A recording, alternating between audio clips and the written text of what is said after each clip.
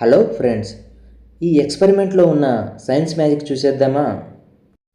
చూడండి ఫ్రెండ్స్, ఇక్కడ నేను ఒక వైట్ పేపర్ తీసుకున్నా.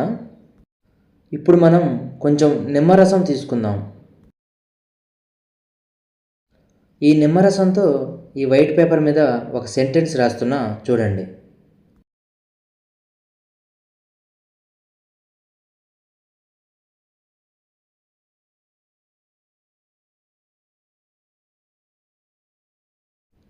ఓకే, ఒక సెంటెన్స్ రాసేసాను. కొద్దిసేపు మనం ఈ వైట్ పేపర్ని అలా పక్కకు పెడదాం. ఫ్రెండ్స్ చూడండి, 10 నిమిషాల తర్వాత మనం రాసింది మొత్తం ఆరిపోయింది వైట్ పేపర్ మీద. సరిగ్గా చదవడానికి కూడా కనిపించట్లేదు, గమనించండి. కానీ ఇప్పుడు చూడండి, అబ్రకదబ్రా సైన్స్ కా మంతర్. ఇప్పుడు చూడండి ఫ్రెండ్స్, గోధుమ రంగులో సెంటెన్స్ ఎంత మంచిగా కనిపిస్తుందో. I love my subscribers. మరి ఈ సైన్స్ మ్యాజిక్ ఏంటో తెలుసుకుందామా? ఏం లేదు ఫ్రెండ్స్, మన ఇంట్లో మన తాతలో మన తండ్రినో ఎప్పుడో రాసిన పేపర్లు అప్పుడప్పుడు బయటపడటం మీరు గమనించే ఉంటారు.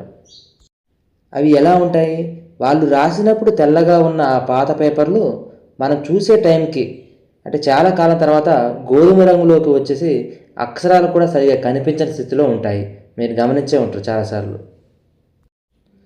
ఈ పేపర్లు అలా గోధుమ రంగులోకి మారడానికి కారణం వాటిలోని సెల్యులోజు, లిగ్నిన్ అనే పదార్థాలు బయట ఉన్న ఆక్సిజన్తో ఆక్సీకరణం చెందడం, అలాగే వేడి మరియు కాంతి వల్ల రసాయన మార్పులకు లోనై కాలక్రమేణా గోధుమ రంగులోకి మారడం జరుగుతుంది ఫ్రెండ్స్. కానీ ఈ ప్రక్రియ మొత్తం జరగడానికి చాలా సంవత్సరాలు పడుతుంది. కానీ ఇక్కడ అలా కాదు, కనబడిన అక్షరాలు మనకి సెకండ్లలో కనిపిస్తాయి. అది ఎలా అంటే, ఈ పేపర్ మీదకి ఏదో ఒక రూపంలో వేడిని పంపించడమే దీనికి కారణం. ఇక్కడ చూడండి ఫ్రెండ్స్, ఈ పేపర్ మీదకి వేడిని పంపించడానికి నేను ఇక్కడ ఐరన్ బాక్స్ను యూజ్ చేస్తున్నాను. ఈ వేడి వలన నిమ్మరసంలో ఉన్న సిట్రిక్ యాసిడ్, అస్కార్బిక్ యాసిడ్ వంటి ఇతర ఆర్గానిక్ కాంపౌండ్స్ ర్యాపిడ్గా యాక్సిడేషన్ జరిగి విచ్ఛిన్నం అవ్వడం జరుగుతుంది.